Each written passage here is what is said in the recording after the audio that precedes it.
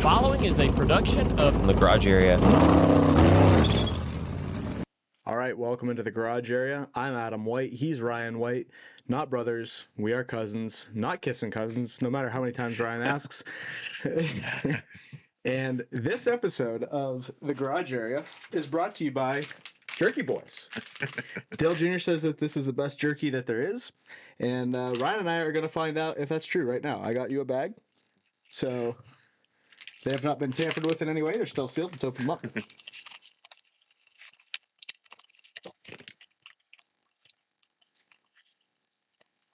And try a piece. When I say this episode is brought to you by Jerky Boys, I actually mean that I brought Jerky Boys to the episode.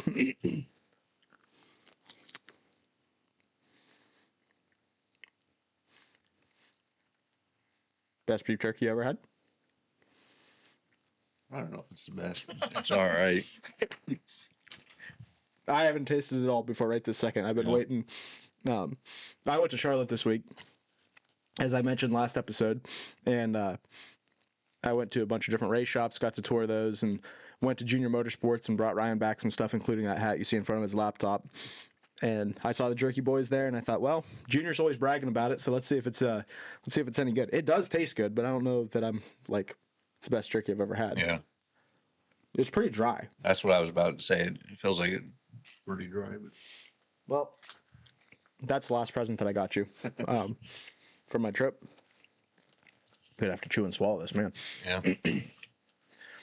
I should have given you a water or something so you're okay. Took a small piece. There you go. Yeah, this is our New Hampshire recap show where we saw Ryan Blaney end up getting the win in the Cup Series. Lane Riggs won the truck race. I just need to chew and swallow this before we move too far into this. All right. On my way out of Charlotte on Sunday morning, it was probably 8 o'clock or so as we'd stopped and got gas and then finally left, got on 77. I actually passed both the 38 and the 34 truck haulers coming back into Charlotte as we left there. They told us the other day that was like a 15-hour drive to New Hampshire from Charlotte. So I would guess they would have had to left fairly shortly after the race. Yeah. To get back there at that time of day. Drove through the night. Those were probably the last two trucks because they were the winning team or something. So maybe they traveled together because they were there an hour or so later. They weren't together. I mean, I saw them a little bit apart, and you can't see the other lane all the time when you're going through that area. So there could have been others that I missed. But I saw this semi come and go by me, and I was like, hey, that's a 38. Oh, that was Chandler Smith's truck hauler. And I was like, I'll keep an eye out for the 34, and I'll even keep my phone here ready, and maybe I'll take a picture of it. And we drove for several more miles, and I kind of zoned out. And then I saw the 34 coming after that. But man, yeah, a great week in Charlotte. I'll probably talk about that a little bit more at the end instead of boring people with it at the front end, because when you go on a trip like that and having that kind of experience, it's only exciting for the person that went. Yeah. As Ryan is finding out. So let's talk about the New Hampshire Cup race. Like we said, Ryan Blaney ends up getting the win. Further cements his spot into championship contention, I guess. I forget what they said this was. They mentioned it on the teardown, what career number win it was for him. It's 20-something, I think. Maybe it is number 20. And they said that would pretty much automatically qualify him for the Hall of Fame. Do you agree with that? I mean, he has a championship. I think that in itself probably puts him in the Hall of Fame. So yeah, you're right. That's I think he's already there. But he won it in that era where championships don't count. Yeah, I don't think that matters. I mean, yeah, I actually got to go to the Hall of Fame this week, and yeah, I agree that Ryan Blaney is probably a Hall of Famer. It did make me laugh as we were there. I'm gonna interject these stories throughout the show tonight, I'm sure. There's a guy standing there next to me at the Hall of Fame, which, I mean, in the middle of a Wednesday afternoon, wasn't exactly crowded. There's an older couple there with me, and they're looking at the cars on Glory Road, and they're looking at one of Ty Gibbs' cars. And this old guy looked like he was probably there when NASCAR started, you know. He's looking at the little plaque there, and he goes, Ty Gibbs. He looks at the wife, and he goes, do you think that would be Joe's son?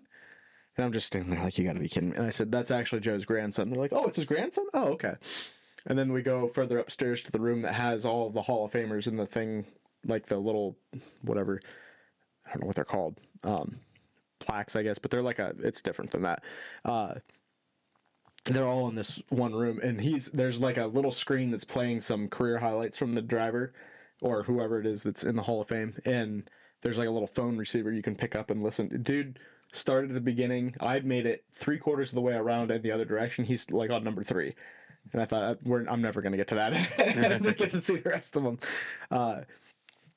But yeah, it's interesting how many people or what types of people are in there looking at the different things in the Hall of Fame or in different race shops and whatever else. But I'm not really sure how we got to that point in this conversation. But yeah, the race started with a lot of weather. They actually moved the race up because weather was a threat, and I think moving it up might have caused them more problems than had they just started at 3 o'clock when they intended to originally. From what I understand, because I was driving, so you're going to have to fill in the blanks for me here. Not in the race, on the way home. Although my wife felt like we were probably in a race as well. The race started with, rainy conditions, or at least that's what they were putting the guys out there on the racetrack for, with the wet weather tires.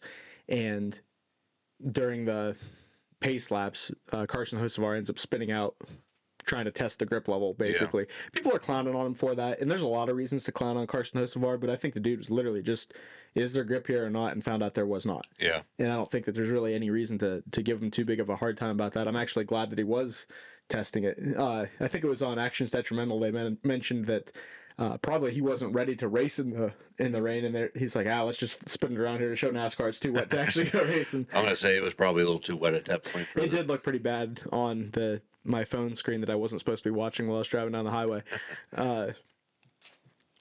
But yeah, they ended up having to at least start on the wet weather tires on a wet racetrack. They did pull the cars back down pit road after that incident. And the rain kind of let up, and they blew the water off the racetrack and let them go back at it. But it was still wet, but not soaked. And during that initial run, SVG kind of showed why he is very talented at driving a race car. I'm not sure what the exact words are there, but he was pulling away. I think he had a 7-second lead at one point, didn't he? Yeah, he really drove out there, which was surprising. I wasn't surprised he was out front in the rain, because I at Bowman Gray, he was up front in the rain. Yeah. Stuff, and he raced a lot in the rain in supercars and stuff, so he has experience of this type of weather. But I just know the track dried out enough. A lot of guys were having troubles with their tires tearing up and were losing spots and stuff. So as fast as he was going on those tires is pretty impressive. Trevor Bain made an observation on the broadcast that it looked like Shane was, as that one single groove was drying out and guys were going through there wearing out the wet weather rubber, Shane would go through a couple laps with the left side still in the wet and the right's in the dry, and then the next lap with the left's in the dry and the right's in the wet, to kind of alternate the water getting on the tires to keep them cool.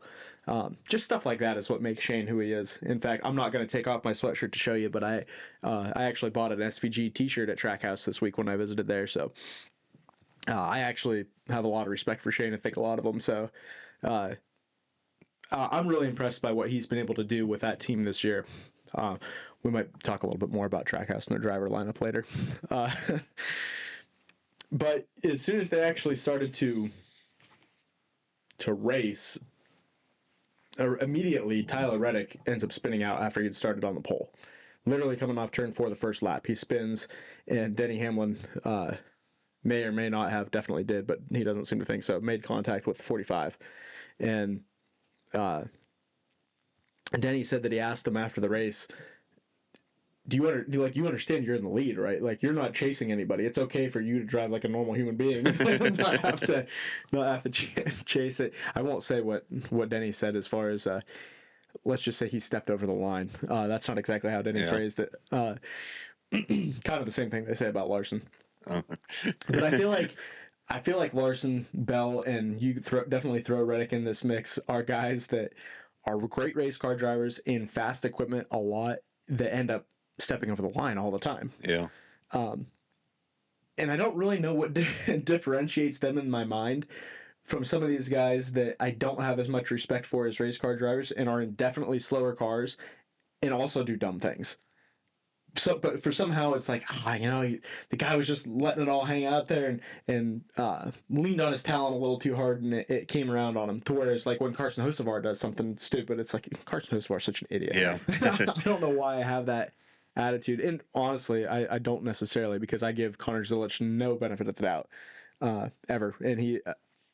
You're an idiot if you don't think he's a talented race car driver, and I often make the statement that I think that he's a little overhyped, but. Mr. Hendrick doesn't seem to think so. But speaking of Zilic and Hocevar, actually, they ended up getting together. Remind me of how this happened. So they came off the corner. They went into the three. They kind of were three wide at some point in the middle of the corner, right? And then those two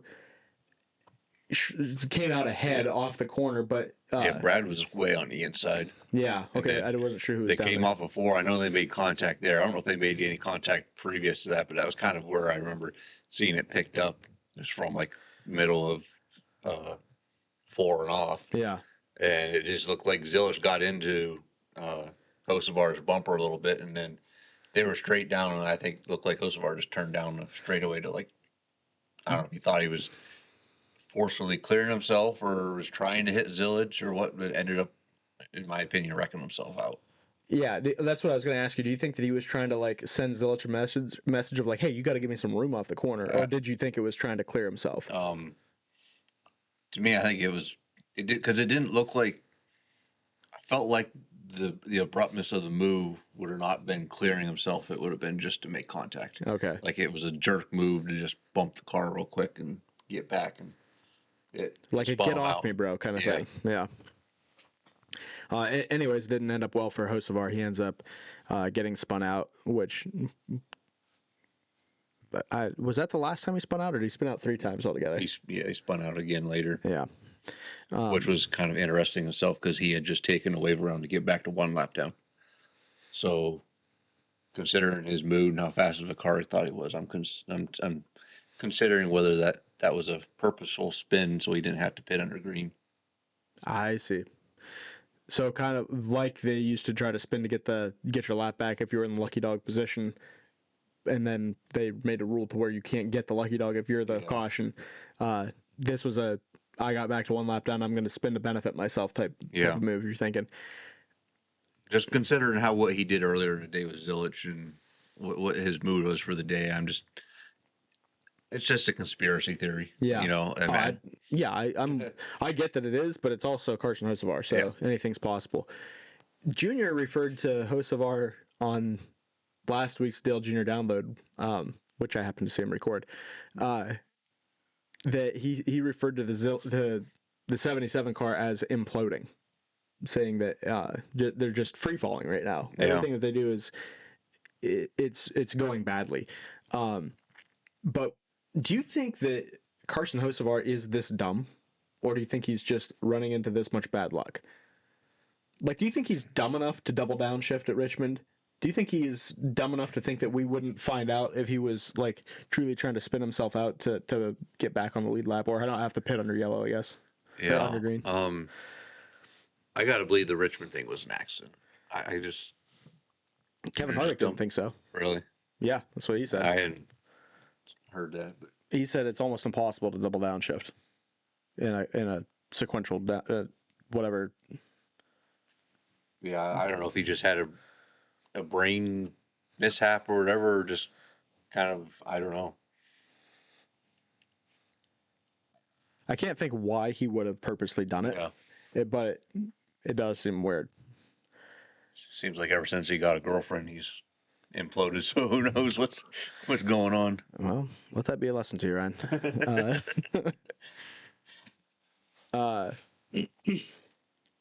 Yeah, so I'm not really sure what to make of him. I don't really want to get into any points conversation other than the bubble going into Daytona. But I guess I do need to look and just see where he's at, because he was as high as 6th. I think he was even 5th. Even 5th. He's down to 11th right now. He's 11th right now, and he is how many points out of the lead? 329. Yeah. And the difference from 5th is 263. So that's what?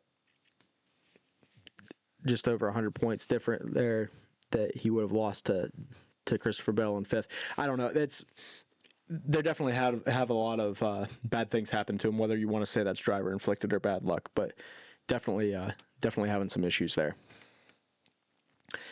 So then after that incident, you had the issue with Riley Herbst wrecking and Connor Zilisch piling into him. Before we get to that part, my notes have it that I have McDowell wrecking Herbst. Did you see it that way? It seemed, yeah. Whether it was on purpose or not, it seemed like it was McDowell's fault. Like he sent Herbst around. Yeah. So I saw in-car footage and the audio of Herbst's spotter going down the back straightaway. Herbst's spotter says, "Don't get bullied." And I don't know, because I think McDowell had been running him up the track to try and pass him, you know.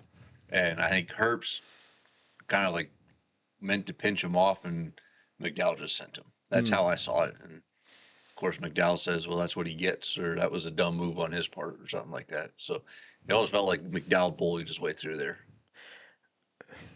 Yeah, I can see that. Yeah, that's what it looks like to me. So.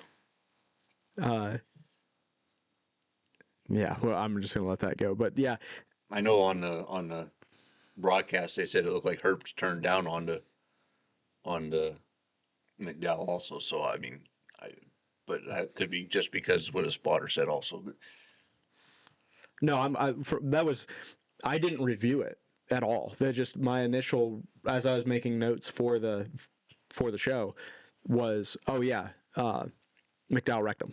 Yeah, I would have said the same thing, but I saw later someone posted on Twitter the actual in-car footage of what was going on and stuff, and I think McDowell was probably having trouble getting by him earlier and whatever, and McDowell just decided he was going to run him up the track, and Herbst decided he was going to try and hold his line, and McDowell won. Yeah, well, hey, McDowell's got to win something eventually, right? And in the process of this, Connor Zilisch from the top rope just barrels into the wreck. Yeah. As his spotter's screaming, "Go low, go low, go low," he steers high and gets in the wreck. Well, he had his brakes locked up and couldn't steer the car. Yeah. I'm not saying that's an excuse that he should have been there at all or whatever. He should have been slowed down, I think, sooner. But when you get the brakes, it's, I know you and I drive in the winter. When you get the brakes making a turn, your car doesn't just go straight. You know? But Hamlin said that a rule of thumb that Zilisch and some other guys should adopt is if you see smoke, just assume somebody's wrecking. Yeah. He said it's usually kind of a pretty clear-cut sign, and you should probably start slowing down instead of speeding up at that point. He should have been slowing down for the corner anyways, but, that... I saw some of his wreck avoidance hasn't been the greatest. But. Yeah. I actually saw somebody on Twitter say that wreck avoidance is one of the key markers of a good driver, and it just kept showing clip after clip of him piling over wrecks. That account, that was like I think I saw the same thing you did. Okay. That's the what's understeer account, whatever. And I know he's just rage baiting people for the most part. So I take what he says with a little grain of salt, but I feel like a couple of those in there were legitimate. So it's funny either way. Like I love it when people control like that and make it funny. Yeah. Whether you believe it or not, I don't care. It's just that. Again, I'm going back to what I said at the beginning, that you're an idiot if you don't think Connor Zilisch is a talented race car driver, but I also like to make fun of him because I think he's an overhyped race car driver. And I think that if you're somebody like Connor Zilisch, then you have to just deal with that. Yeah, Byron also ended up losing a wheel on the racetrack. What was the deal with that, do you know? Came off. Well, okay. I didn't want to. No, I didn't. I think I know what you're saying, but it was odd because he ran so many laps without it falling off. Yeah. They pitted again, and that wheel was still loose. Like they took 2 tires. I don't remember. They changed 4 tires, then they took 2, and then so many laps into that run, the tires they didn't change on the 2-tire pit stop is what came off. So they said it was 30 laps run, but they even had a pit stop in between, and that tire still was on there. So I have no idea what really happened or how it stayed on that long or what. Yeah, that's what was kind of odd about that whole deal. Again, I explained it to you that because of traveling back home from North Carolina, and then when we got here, my mom and sister were here visiting us. I had the TV on with the race on, but I wasn't really able to get fully involved in what was happening. What happened to Hamlin when he came down pit road and they didn't service the car? Yes. Like nobody was ready to service the car. So supposedly, I think I saw this clip on Twitter before I came over here, and Hamlin explained it that whatever code word they used was for Hamlin to stay out. And Hamlin, he said he told him to be ready just in case, or he expected them to be ready just in case he pitted, but he was going to be one of the first cars to come down pit road, so he decided, oh, I'm going to pit, and he drug people in behind him, and they weren't ready for him. And that's the way I understand what happened. Yeah, I saw them showing the car after the pit stop on TV, and faintly on the volume on the TV, I heard a lot of beeps. Like, yeah, and I wasn't sure what happened there. It looked like just the gas man was ready to fuel. I guess, yeah. And nobody else was set to do anything. Then during, or kind of around that same time, Blaney also had a bad pit stop as he was near the front, or was he actually leading when he had a bad stop? He was leading when that happened, yeah. And he pretty much went all the way to the back, or he just lost a ton of spots? I think he just about the last car in the lead lap, because there was only, I want to say he was just outside the top 10. I think there was, at that point, just inside the top 20 was lapped, so he couldn't have lost too many positions, but. Yeah. He was not impressed on the radio either, as per usual. Yeah, that one I don't know if it was a team issue or what, because the nut fell off because the nut's supposed to stay on the gun. Yeah. And when they took the tire off, the nut fell off the gun.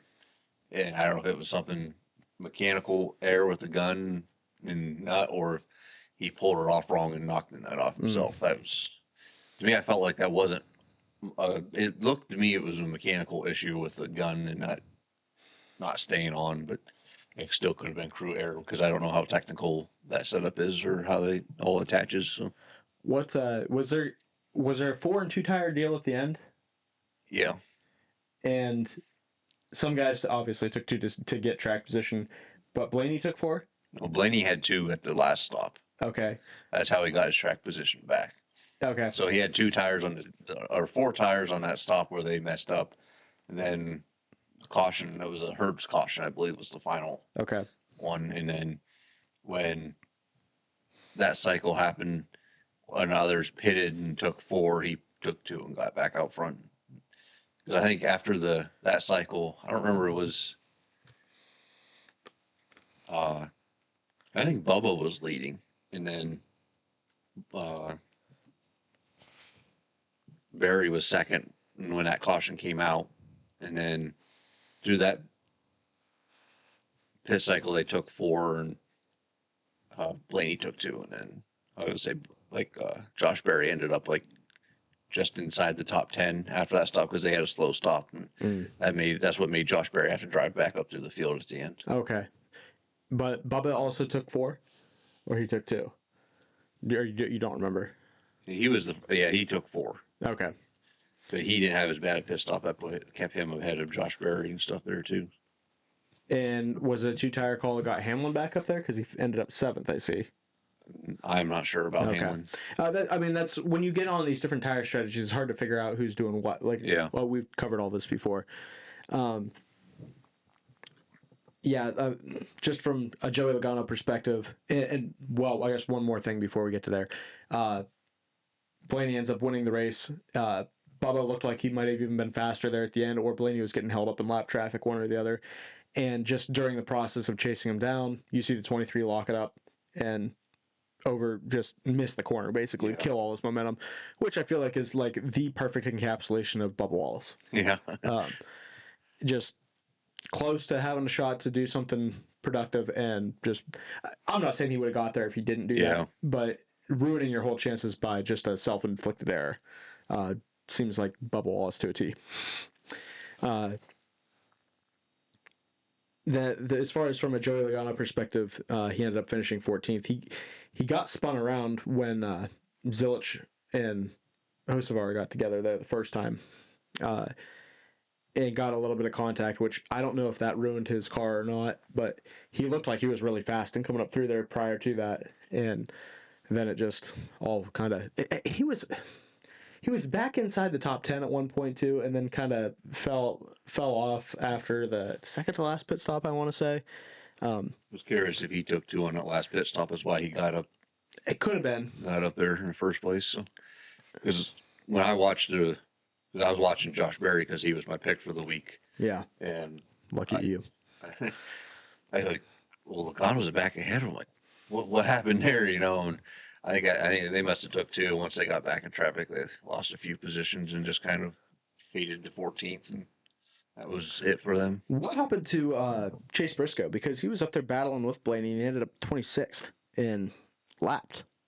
Yeah, I don't. His car just fell off. I guess I don't remember. I think he may have been on a 2-tire stop or whatever. I feel like you're blaming everybody's 2 tires. Ryan Blaney's didn't fail. So yeah, that's good. But he was fast regardless. Yeah.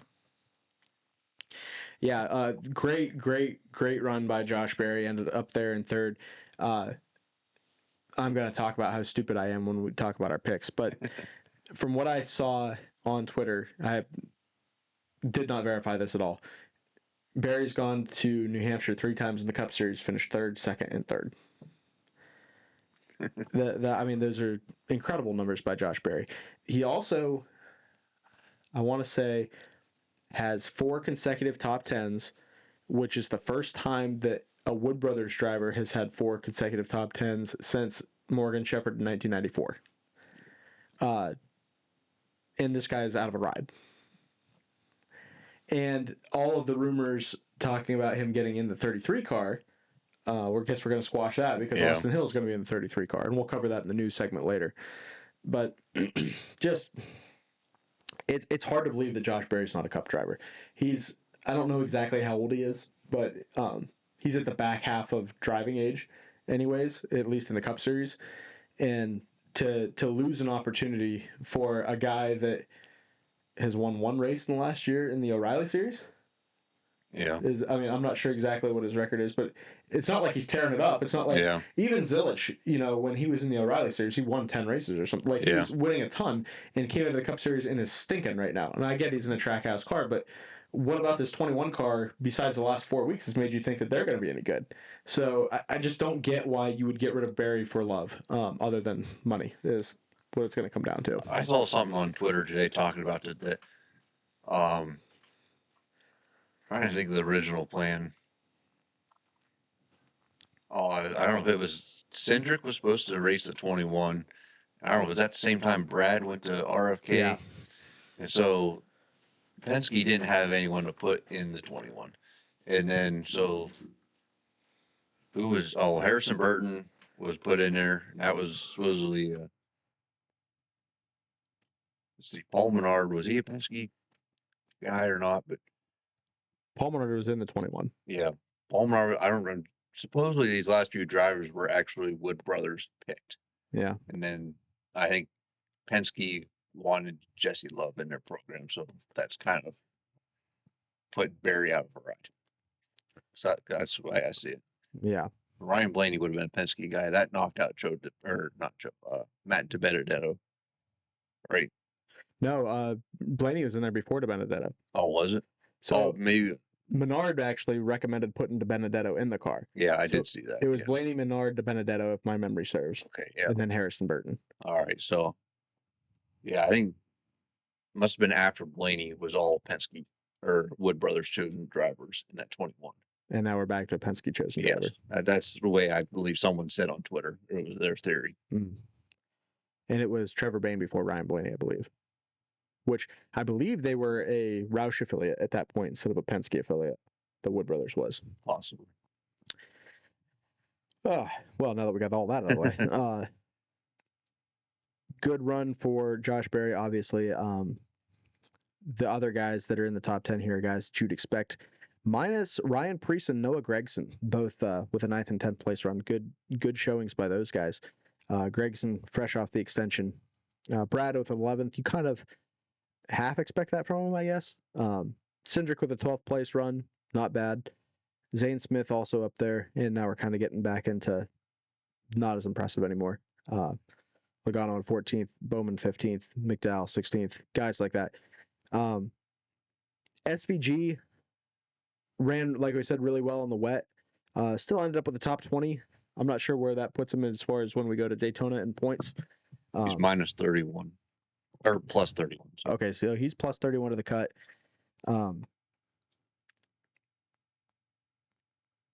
Ryan Preece, Brad Keselowski are behind that. Yeah, Brad Keselowski and Ryan Preece are the only two that have a chance to make the chase. Yeah, Chastain's out of it.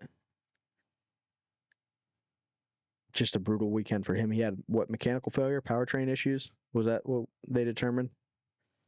Who was that? You saying? Ross Chastain. Ross Chastain. Yeah, something mechanical failed. And they never really specifically said what it was. He finished dead last in 36th, though.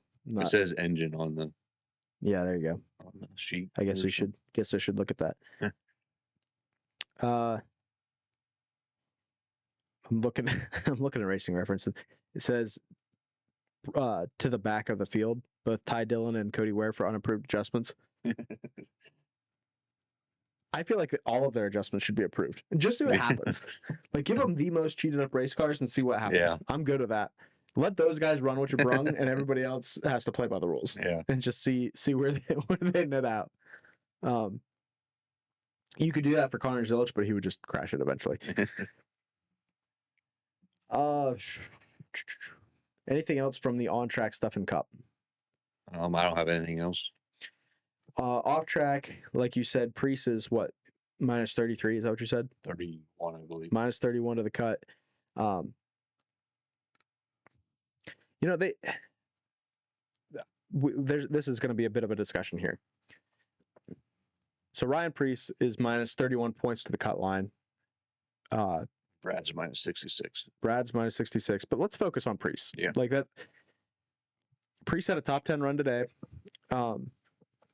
Let's see where he ended up with stage points. Did he get any? Yeah. Yeah. Stage 2, he finished 4th. So he did end up in a good spot in stage 2 to get some stage points. And in stage 1, he was 8th. So he got some stage points. He finished 9th. I don't know. I didn't look to see where he was at coming into the day. Obviously, that 25-point penalty for wrecking Ty Gibbs at Texas. Is that right? Yeah, I think so. Is what kind of looms large over this whole situation. People, including myself, and I believe you, felt that was an unjust penalty that he got. And so now, if, 31 points out minus 25, he'd be 6 points off the cut line. And this would be a little more interesting going into Daytona, which it's already interesting. I mean, that's doable. Like, yeah, if SVG is in a wreck, Preece is in good shape. Provided what stage of the race that comes in.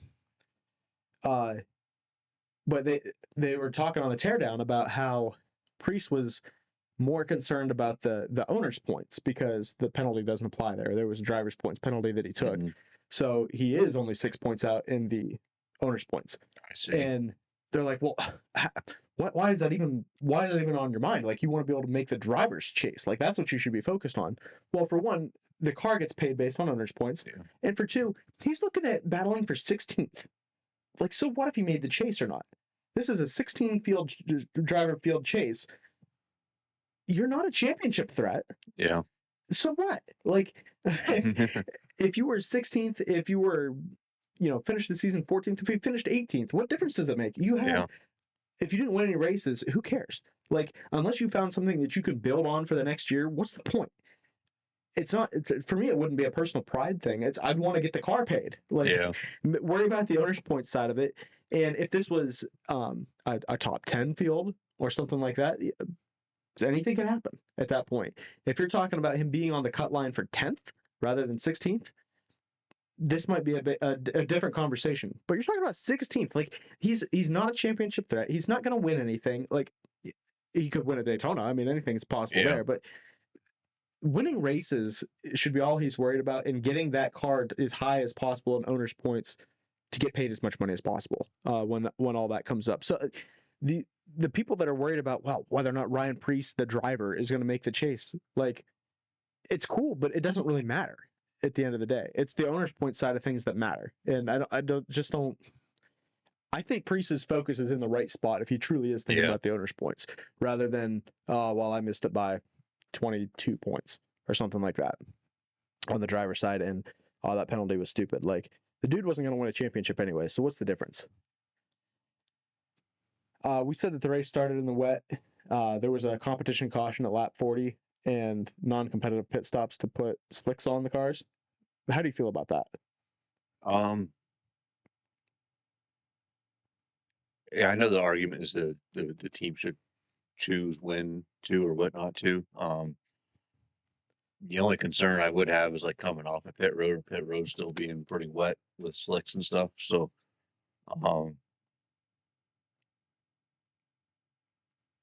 I'm okay with it either way. These guys are. The track was, when they went to slicks and restarted, it was a lot more of the track they were racing on than I thought they could. So in that instance, I mean, I'd like to see it more in the team's hands, to see more strategy and stuff play out, but I'm not like super upset either way. If pit road's a concern, my thoughts are, if pit road is a concern about how wet it is, and you're going to have a competition caution, then I think that you should have to dry pit road. Yeah. And then make it competitive pit stops. Mm-hmm. In an ideal world, there would be no competition caution, and just when the wet weather tires come out or wear out, you have to either decide to come down pit road and put another set of those on, or put the slicks on, whichever the case is. I would want pit road to be dry, obviously, both for the safety of the pit crews and just for not spinning my own car out as I'm coming on and off pit road. But I'm not like in a tizzy about this either. Yeah.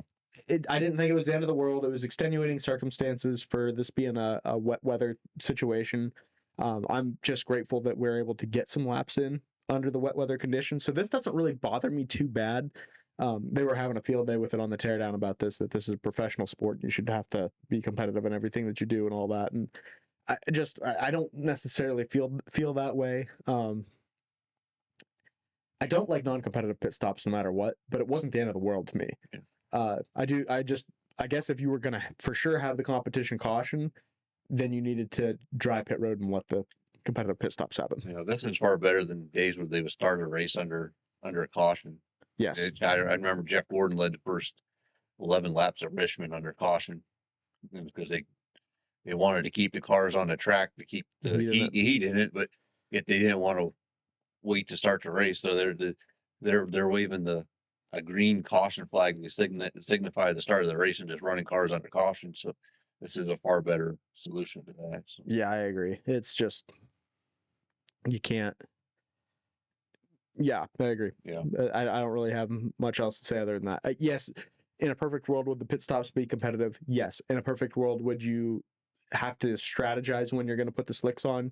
Yes, and not have NASCAR dictate all that for sure. But I didn't really have a big problem with how this all turned out. No O'Reilly Series race this weekend, but there was a Truck Series race. Lane Riggs ends up winning, getting his 5th win of the year. Pretty. Would you say it was a dominant race by him?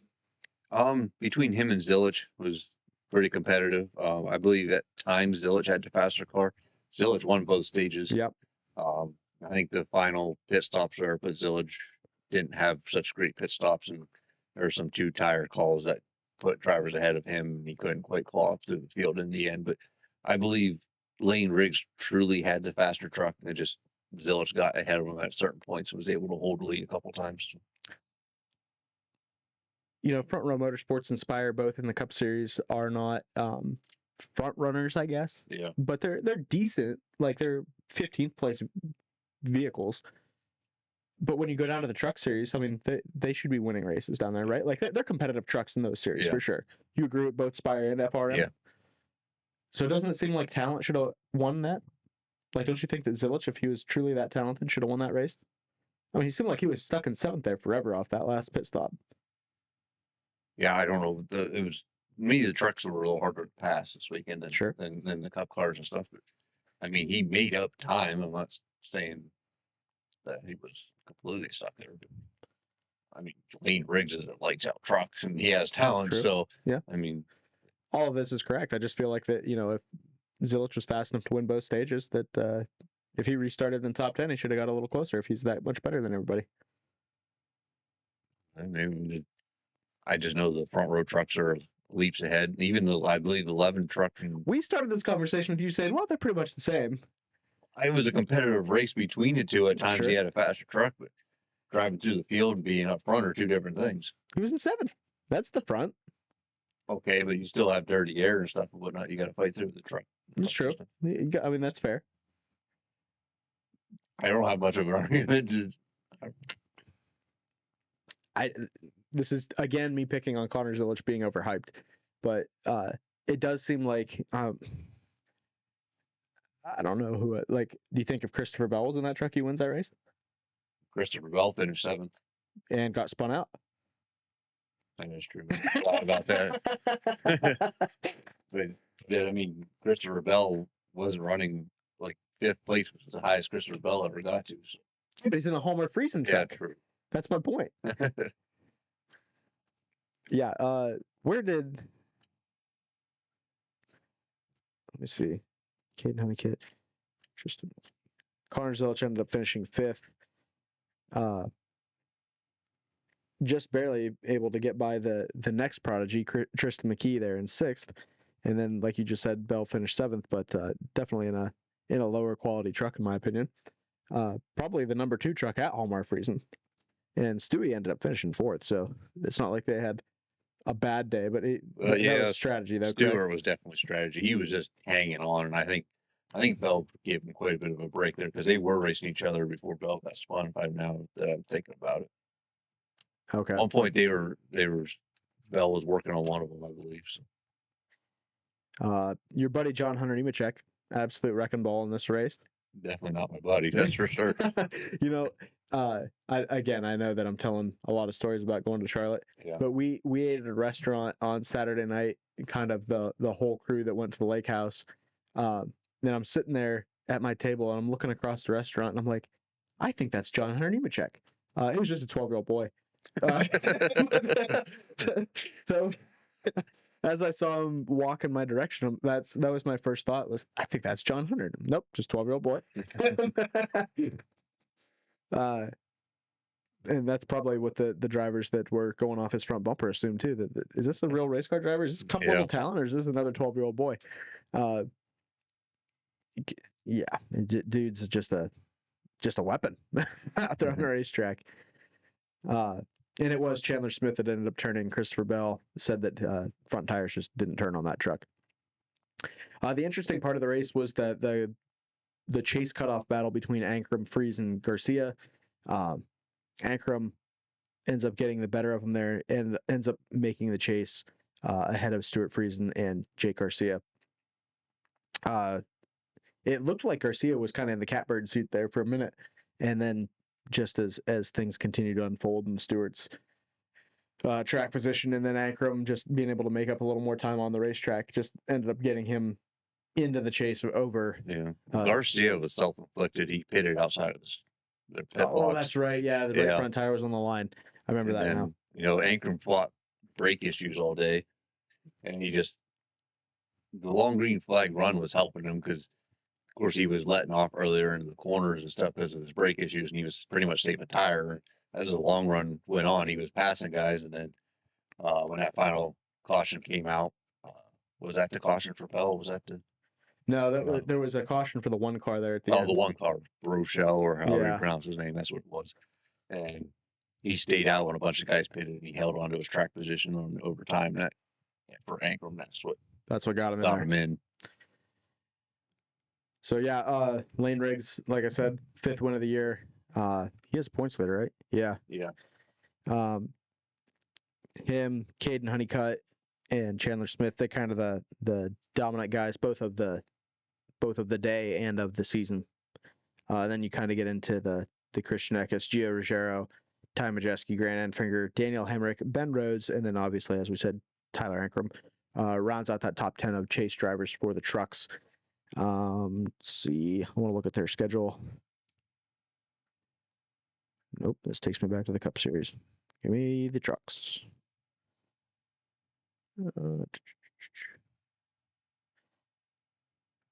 So yeah, they're actually first. Their first race in the chase is at Bristol on September 17th. So they have 1, 2, 3, 4, 5, 6, 7 races in their chase. So it'll be interesting to see how that all shakes out. On the Gluckcast this week, they talked to the president, I think he is the president of Front Row Motorsports, and talked about Lane Riggs. They were talking about Gregson's re-signing for another year, and talked about how Lane had said, the guy was saying that both Lane said to him and he had said it on a podcast that his ideal career would be 7 years in truck, 15 in Cup. And I'm not sure I believe that, that would be his personal ideal, but he does seem like he's getting better in trucks. There's a difference between the good guys leaving the series and then him just being the next guy up, versus I truly think that he has progressed. Yeah. And is a good, talented driver that deserves the recognition to be considered one of the the next Cup guy. And I don't know if he is the next, but it sounds like from the way that Front Row describes how they put people in their trucks, it is, do we think that they can win races, and do we think that they have the potential to be a Cup driver? And it sounds like Lane's in position to be moved up. It's just they're not ready to do that yet. Mm-hmm. It doesn't sound like Lane's pushing for it either. And it sounds like that's the opposite of what was happening with Chandler Smith, is that he is ready to progress in his mind. Yeah. And they're not ready to move him. And so Chandler Smith is moving out of the 38. Do you think this is a spot for Josh Berry to land in the 38 truck? But let me make the argument here. I think no matter what, the 33 car, which was where he was rumored to possibly go for RCR in the Cup Series, is a step down from the 21. I think that there's more potential in the 21 than there is the 33. I don't see anything in the O'Reilly series that is, unless Junior Motorsports was going to make room for him, which I can't imagine is ready to it was possible for it to happen. I know there are some moves being made with Junior Motorsports, but I don't know if it was for Barry or not. Okay. It seems like that would be the logical place for him to land. Yeah. And then if you're going to step down to the truck series, those Front Row trucks are fast. Yeah. They're a Ford team, which he's already in a Ford car right now. And it's another path directly back to the Cup Series where you would skip O'Reilly altogether. So if you're Josh Berry, would you want to take a B-level O'Reilly ride or an A-level truck ride and win races? And like, you put Josh Berry in the 38, he is the championship favorite immediately. Yeah. Right? Yeah, I never thought about that. I was thinking like maybe some O'Reilly ride a year, and then obviously the 88 Trackhouse is opening up, and that might be a tier car you might want to get into also. So, do you think it's better than the 21? No, I don't think it is, but I think it's better than RCR. Do you think? I think so. I don't know that I'm ready to go that far. Yeah, I feel like Ross, other than Ross and SBG are both higher in points than, let's say, Dylan. Oh, okay. Yeah. Okay, I agree with that. But my argument to that would be that I think Ross and SVG and Connors Village are chase level drivers. Okay. I don't think that Austin Dillon and Austin Hill are top 20 drivers in the Cup Series. Yeah. I see what you're saying. My point being, I think that the Trackhouse cars are so bad that they're holding them that far back that like Ross and SVG should be competing. Like SVG's still in the chase. Yeah. And I mean, it's due to the road courses, but it's all of that is. So you think Trackhouse has worse cars than RCR? I'm not saying that. I'm just saying that I don't think that Trackhouse is miles better. I think that they're more comparable than I would say than that they're worse or anything like that. I think Trackhouse is in a bad spot right now. Well, I believe that also. I mean, I believe previous years. I know. Ross Chastain has always been competitive, and I feel like, with Kyle Busch was in that 8 car or whatever, he wasn't out competing Trackhouse. No, but that was kind of an anomaly too, I believe. I don't want to speak ill of Kyle Busch. I just don't think that they were picking it up the last couple weeks. Were, yeah. And, I know they have a setback after his passing also. Yeah, so, for sure. I believe a Trackhouse car at this current time is better than an RCR car. You could make me agree with that, but I just don't think there's a big delta there. That's really not relevant. Like, I'm not trying to argue with you. Yeah. I do try to argue with you a lot on this show, but I'm not trying to argue about that. I just don't think that. I don't feel like that's a tremendous step up from RCR cars. He's definitely not getting an RCR car unless Austin Dillon retires. Right. Which I don't foresee happening soon because I don't think they have their ducks in a row to do that at the Cup level, especially with Jesse Love leaving. But yeah, and that kind of, I don't know. I just think that that's an interesting theory that he could get in the 38 truck. I'm gonna say I don't think there's going to be a Cup ride for him this year, so that 38 would be a good ride to go to. Yeah, I would agree with that. Looking at across the Cup Series landscape, I do not think Josh Berry's in a Cup car next year. Right. I think that he could be in a B-level O'Reilly car or an A-level truck. I think those are his two options. Because didn't John Hunter Nemechek do that? He was in a Cup Series in a lousy ride. And then he went back down for KBM. He was still with Toyota and stuff, and then went back up to a D-level team, I guess. I don't know. Where did John Hunter? What was his first team? The Cup. Do you remember? Did he drive for? That's kind of what I was just wondering. Hang on, I'm going to look it up right now.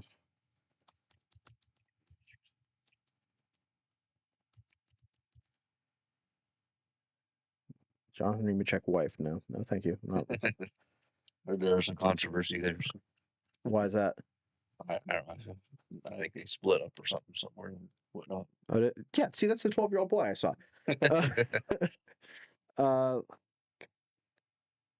Let's try Wikipedia. See if that gives me the answers that I'm looking for. Early life, blah, blah, blah. Racing career. NASCAR Craftsman Truck Series. KBM. Yeah, you're right. Front row. He was in the 38. In 2019. Part-time for 2311. I do not remember that. And then legacy ever since. I wonder if he filled in when Kurt Busch was injured that time. Filling in for Bubba Wallace. Oh, after he was suspended. And beat up Kyle Larson. Yeah, you're right. He did fill in for Kurt as well. Oh, wait a second. I know. Did Bubba go into the 45? And then yeah, he went into all the fill-in drivers were in the 23 because the 45 was higher in points or something. Yeah, in owners points. Yes. So actually, Ty Gibbs subbed for Kurt. So it sounds like from what I'm reading here, that John Hunter had the opportunity or was being considered, and it was Ty Gibbs that they ended up putting in instead. Okay. Which that makes some sense. All right, really, enough of that. So yeah, Austin Hill is going to be in the 33 car next year. I think that we all kind of expected that, although that they heard a little bit of a snag was happening in the negotiations there, which is why Barry was rumored to that. Junior also said that Barry said that somewhere along the line, Barry said that he had some good conversations and some not so good conversations during the trying to find a ride for next year. And he goes, my assumption is that he went to a facility to where they talked about putting him in a race car, and he would tour the shop, and then he sits down in this hour-long meeting, and the guy in charge would go, "Hey, this job's yours. Just need $2.5, $3 million bucks." And it's like, well, this was a waste of my time because I don't have that to bring. Junior said he's kind of reading between the lines, assuming that's what the not so good conversations are. Daytona is the next racetrack that we're going to go to. That's going to be the cutoff race for both O'Reilly and Cup. And with the new rules package that's in place, Denny Hamlin said on Actions Detrimental that he thinks that you could see something a little more crazy than we've seen in the past, of kind of everybody locked together 3 wide, saving fuel. And he said that you will have a good barometer to know how he feels the race is going to play out based on whether he holds his qualified spot in the first 5 laps or if you see him pull the parachute and go to the back. He says if you see him go to the back, he believes it's going to get wild. So that's going to be what I'm going to be looking for. Where's the 11 car? Is he dropped to the inside and going to the back? Then I'm assuming that we're about to see a pretty good race.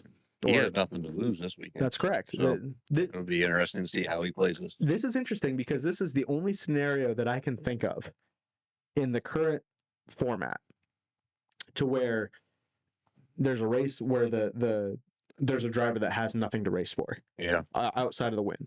Because in the playoff series, if you won the first race in the round and you were advanced to the next, you could take 2 weeks off and focus on the first race of the following round. And it just made it so stupid. And I mean, people saw Logano do that and hated that because he's ran like poop during the playoffs. And it's like, well, really, they were not focused on the next 2 weeks at all. It was the third week that they were paying attention to.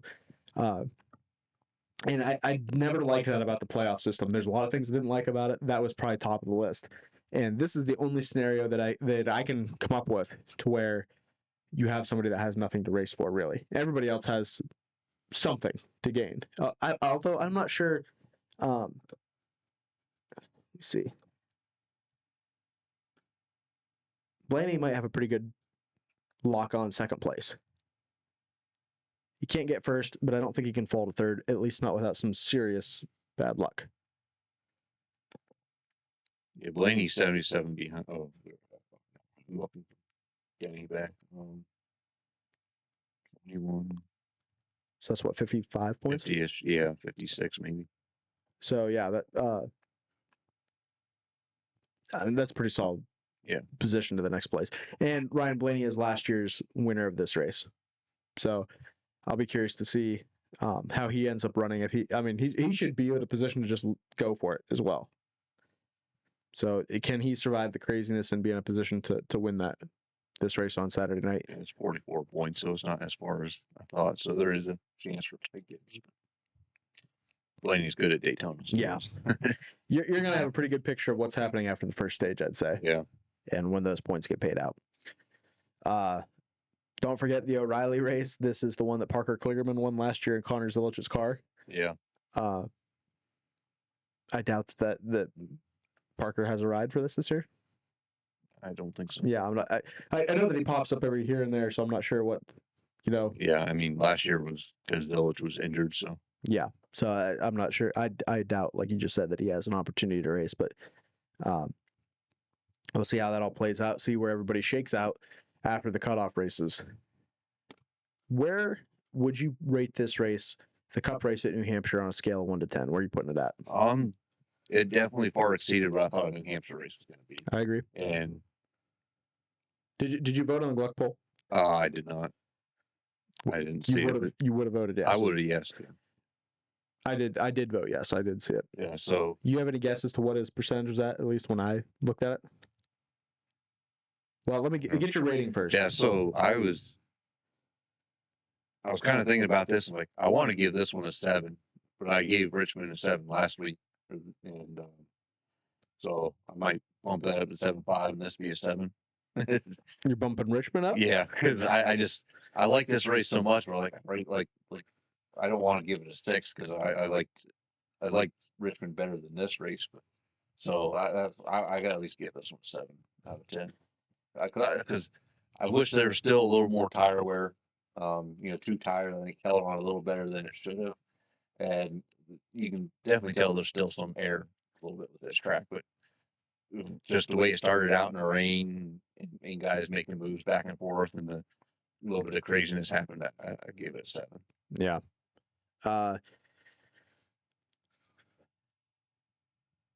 I think that I must have some kind of like New Hampshire bias in general. Yeah. Because I think that's what's affecting my viewpoint here. Because I'm giving it a 6.5 because I feel like it definitely exceeded my New Hampshire expectations. But like you said, there wasn't a ton of tire wear, but it did matter a little bit. The passing was still difficult, but is that the track or the car? It's I don't know. It's I don't really. New Hampshire's kind of like Pocono for me, but I actually like New Hampshire a little bit better to where I don't want to see us stop going here, but I also don't look forward to the race at New Hampshire. So I think that I just in my head already have some New Hampshire bias, and it's probably better than a 6.5, but that's where I'm putting it at, just for that reason. So I'm an absolute total moron idiot. Last week after Richmond and we were making our picks for this week, I told you that you could have Josh Berry because I still had Joey Logano and I was going to take him. And while it looked like he did have a fast car, just the pure strategy of me should have been to take away your Josh Berry option. And I did not do that. And you ended up with a good finish with Josh in third. And I ended up with 14th with Logano. How many points did you get on me this week? 20, 26. Is this the 109-point lead you have? Yes. That's incredible. The worst part for people that don't know Ryan, which is probably everybody watching because he doesn't talk to many people, is the guy wants to beat you and then step on your throat. Like, it's not enough for him to be. If he was leading by 50 points right now, he'd be like, oh. And that's still, in what we're doing, is a difficult lead to overcome. And he's up by 109. He's not satisfied, and he's going to be looking to just absolutely curb stomp me in the chase as our picks reset here. So with all that being said, who are we going to take at Daytona? This is the final race before the reset. Well, I still got Connor Zilisch, but he's going to wreck, so I'm not worried about that. Alex Bowman's a bum. So I guess that pretty much leaves me with Ricky Stenhouse Jr. that I'm going to end up taking. Who are you taking, Ryan? Cody Ware? I'm between Suarez and Bowman. Bowman finished third at Talladega earlier this year, so if there's a track to pick him at, it would be that. But he had a 109-point lead. I know. Do you think maybe you could just like make me feel good before you? I'll pick Alex Bowman. That doesn't make me feel good. I actually think Bowman could have a good run. That's what I'm thinking. Hendrick Motorsports works decently enough together. It might get him up front or something. So I think Bowman runs up front on a lot of these restricted plate tracks. I wouldn't say he's one of the guys who would look at it as like, oh, he's going to win one of these, but he usually keeps it pretty clean to the end. So I'm going to take Bowman. I brought you back a basket full of goodies from Charlotte, and this is how you treat me when it comes to make picks. I see how it is. Hope you enjoy your jerky, boys. Or you're wearing a new Junior Motorsports hat and enjoying your Jeff Gordon diecast. All right. One final thing that we got to cover. Rick Hendrick steals another one and takes Connor Zilisch away from Trackhouse. Ends up signing him to run the 48 car after Alex Bowman retires, which should have been 7 years ago. And Zilisch will end up driving the 48 Ally Chevrolet at Hendrick Motorsports. Woohoo. The dark side gains another one. Sure. As a Hendrick fan, are you in favor of this? I was a little surprised because I thought maybe Corey Day was going to be Hendrick's protege coming in, but considering they still have a plan for him, I mean, it's kind of similar to what they did with Casey Kane. They got him when they could and just put him in another ride for a year until they had a chance to open it up. So I'm not 100% surprised now. Yeah, but I didn't ask if you were surprised. Do you like the move? Oh, you said, are you surprised? Did I? Yeah, I thought that's what you said. I'll have to play the tape back. But I do like the move, yeah. I mean, I think. Do you like their driver lineup with Zilisch in it? Yeah. Do you think that strengthens their lineup? You think Zilisch is better than Bowman? Not currently, no. But, I mean, a couple more years, I believe he will be. I mean, as an overall racing talent, yes. You think his ceiling's higher? Yeah. Would you have rather seen him or Corey Day in the 48 in 2 years? 2 years, probably Zilich. I think he'll be improved by that point. I think Corey Day is probably going to take a. I'd really like to see guys run more truck races than. I know Zilich never really ran truck series much, but I feel like that's a better gauge of who's going to be good in these cars, like the truck series anymore. But I think Corey Day does need more time, and obviously I think Zilich needed more time. O'Reilly also. I think he just popped off on a really good year, and I think even some of the O'Reilly races he ran this year, he hasn't had the same success. Of course, he's not driving his cars every week also, but I feel like there is still some race craft that Zilich needs help with. He's got speed, but I feel like at times he doesn't earn a situation. Sure. Yeah. I mean, we talk about these young guys wrecking all the time. They used to say there was times when I thought Jeff Ford wasn't going to make it because he crashed every other weekend. They said Casey Kane wrecked every other weekend at the time. I don't think he ever got as good as they thought he was going to get, but he was still a race-winning driver in the Cup Series. So, Kyle Larson wrecked a lot and didn't run well. Still does. Yeah. Well, yeah, but he's now in fast cars with Hendrick and stuff and wins a lot also. So that's kind of where Wins a lot. He hasn't won 50 races. Well, he had won a lot until recently. That's an HMS issue. I don't think that's a Kyle Larson issue. Yeah, you're probably right. Casey Kane, this is a discussion we got to have sometime. Not going to be today. Casey Kane got the short end of the stick in the Cup Series, regardless, because he had 3 years before Evernham just fell off a cliff. Yeah, and then all kinds of change, and then was it the Red Bull car for a while, and was he at Red Bull before he went to Hendrick? Yeah, because that was only 1 year thing. He won a race in the 4 Red Bull. I don't remember if that was Phoenix. And then because Hendrick signed him, but didn't have a place for him before Mark Martin left. Yeah. And then when Mark Martin left, then he went to the 5. Yeah. Okay. And then when he got to the 5, like he started out fairly strong. Yeah. And then kind of had the medical issues after that. Yeah. So, yeah. It's a discussion we'll have to have a further point sometime. Did you hear what Junior said about Casey Kane? Oh, was it something about his age or something? Yeah, but he said he said he's gonna be really ticked off if he's on his deathbed. Casey Kane walks in the room. Yeah, I did see that. Yeah. Anything else from this week that we wanted to cover? I don't have anything else. We went so long that I'm not even going to touch on my Charlotte trip. Really, just it was really cool to get to see some race shops. I think that I should have went 20 years ago to really get to see what I would have wanted to see as far as guys building Cup cars on the floor and things like that. But some of the facilities were really cool. We got to watch Trackhouse pit practice. That was neat. Get very close to a lot of stuff there. So everybody in the industry was really cool. There's people walking around that worked there saying, "Hey, what's up to you?" Just knowing that fans pay their bills, and that was cool. Even we went to Chick-fil-A for lunch the one day, and a couple guys from Trackhouse walked in there, just getting lunch. And yeah. So it's almost disappointing to see the lack of recognition for motorsports in the area now. Just it didn't seem like a lot of people cared about what was going on there. But maybe that just got bad timing in some of those places. But either way, it was cool to get to see, and I look forward to going again and seeing some more stuff. It was neat. So I'm looking forward to Daytona Saturday night. Cutoff race for both O'Reilly and Cup, and we'll have a better look at the chase standings for both those series next week, right here in the garage area.